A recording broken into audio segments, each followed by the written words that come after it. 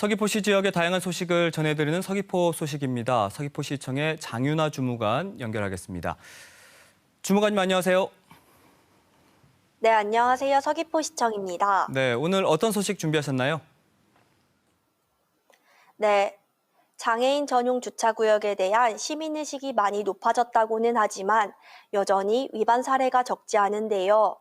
서귀포시가 장애인 전용 주차구역 위반 차량에 대해 실시간 자동 단속이 가능한 주차관제 시스템을 구축합니다. 사물 인터넷 기술을 활용한 이 시스템은 장애인 미등록 차량이 전용 주차구역에 진입하면 차량 번호를 인식해 경고 안내 방송이 나오게 되는데요. 경고 안내에도 불법 주차를 하면 실시간 영상이 과태료 부과 시스템으로 전송돼 과태료가 자동 부과됩니다. 장애인 전용 주차구역에 불법 주차하는 경우는 10만 원, 주차 방해 행위는 50만 원, 주차 표지 부정 사용은 200만 원의 과태료가 부과되는데요. 서귀포시는 위반 신고가 가장 많은 공공체육시설과 대형마트 등 8곳, 23개 주차면에 이달 말까지 자동 단속 시스템을 설치하고 시범 운영을 거쳐 다음 달 중순 본격 운영할 계획입니다.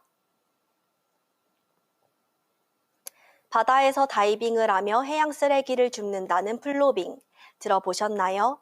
달라진 다이빙 문화인데요. 이런 노력들이 모여 청정 제주 바다를 지키고 있습니다. 지난 주말 보목 어촌계 관계자와 다이빙 동호회원 등 40여 명이 플로빙을 위해 보목항에 모였습니다. 스쿠버 장비를 착용한 동호회원들이 바다로 들어가는데요. 떠오르는 부유물에 눈앞이 잘 보이지 않았지만 돌틈 사이 곳곳에서 쓰레기를 건져 올립니다. 해양 정화 활동으로 생활 쓰레기와 배를 고정하는 닷 등 1시간 동안 수거한 쓰레기 양만 2톤가량에 이릅니다.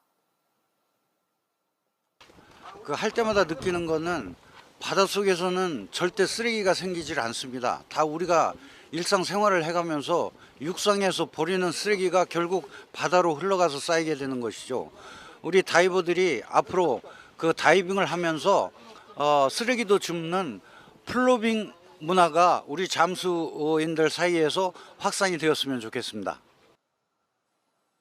서귀포시는 한국어촌어항공단과 협약을 체결해 접근이 어려운 도서지역과 조감대 위험지역에 수중해양 쓰레기 수거와 처리를 진행하고 있는데요.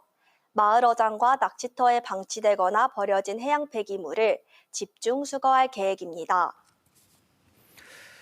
네, 조깅을 하면서 쓰레기를 줍는 플로깅도 인기를 끌고 있던데 요즘은 이렇게 환경 보호와 여가 활동이 결합된 활동 이런 것들이 좀 인기를 끌고 있는 것 같습니다. 플로깅도 역시 많이 활성화되길 기대해 보겠습니다. 다음 소식도 전해주시죠. 네, 본격적인 무더위가 시작됐는데요.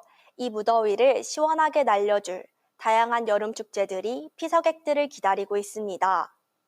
이번 주말에는 표선해수욕장에서 제27회 표선해변 하얀 모래 축제가 열리는데요. 표선해수욕장의 넓은 백사장을 무대로 해변 시네마와 가족 튜브 수영대회, 맨손 광어잡기 등 다양한 프로그램이 도민과 관광객들에게 즐거운 추억을 선사한다고 합니다. 같은 날 예래동 논진물에서는 3년 만에 제20회 예래 생태체험축제도 열립니다. 이 밖에도 세속각 검은모래 축제와 돈네코 계곡 원앙축제, 야해 페스티벌 등 코로나19로 중단되거나 비대면으로 개최됐던 여름축제가 줄줄이 열릴 예정인데요. 서귀포시는 코로나19 재유행에 대비해 축제 기간 마스크 착용 등 방역 지침 준수 계도에 적극 나설 계획입니다. 서귀포시는 제주보건환경연구원과 합동으로 공장 지역 등 토양 오염이 우려되는 25개 지점에 대한 토양 오염 실태를 조사합니다.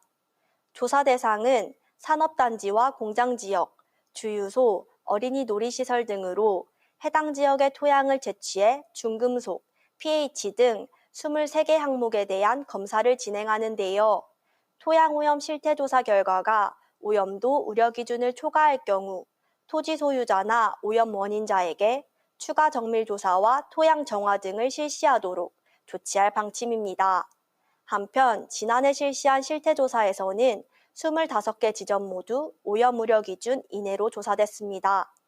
지금까지 서귀포시에서 전해드렸습니다.